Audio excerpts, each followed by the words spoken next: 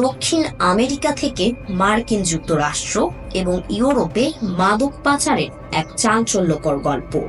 হাজার হাজার কিলোমিটার দূরে ঘন জঙ্গলের মধ্যে লুকানো রয়েছে এক বিশেষ ধরনের যান, নার্কো সাবমেরিন। এগুলো সাধারণত নজরের আড়ালে চলে, অথচ এরা মাদক পাচারের সবচেয়ে কার্যকর মাধ্যম হয়ে উঠেছে। গত দশকে 200টিরও বেশি সাবমেরিন আটক করা হয়েছে, কিন্তু আরো অনেকগুলো এখনো রয়েছে, অদৃশ্য হয়ে যাচ্ছে সমুদ্রে। কোকেনের ব্যবসা আসলে একটা যুদ্ধ, বিড়াল আর ইঁদুরের খেলা।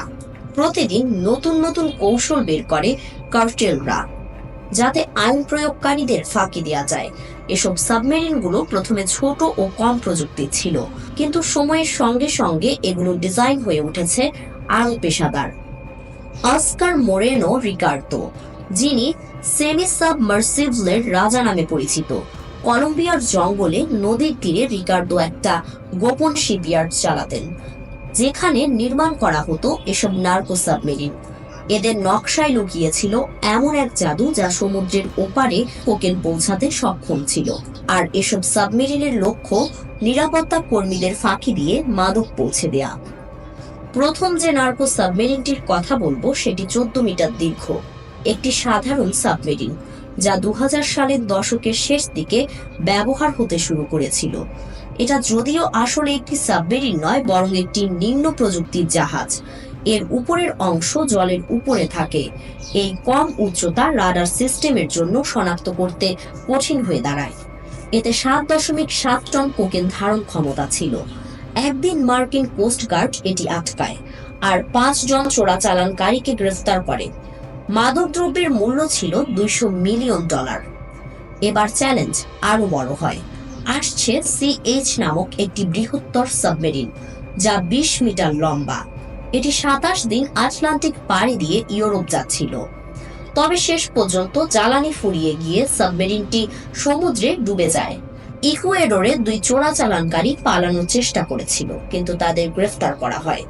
স্প্যানিশ কর্তৃপক্ষ উদ্ধার করে 3 টন কোকেন। এবার আরো একটি শক্তিশালী সাবমেরিনের কথা। এর নাম স্নরকেল সাবমেরিন। এটি 24 মিটার দীর্ঘ, ফাইবার গ্লাস দিয়ে তৈরি এবং পুরোপুরি ডুবতে পারে।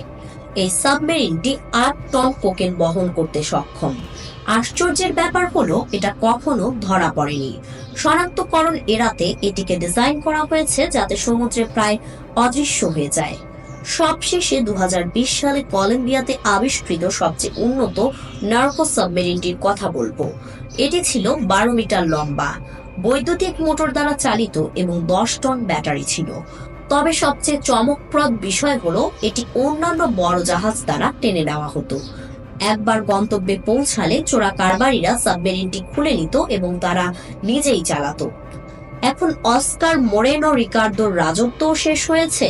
2022 সালে তাকে গ্রেফতার করা হয়, কিন্তু তারপরে যে নতুন প্রজন্মের সাবমেরিন তৈরি হচ্ছে তা হয়তো আরো উন্নত, আরো পরিশীলিত এবং আইন প্রয়োগকারীদের ধরাছোঁয়ার বাইরে।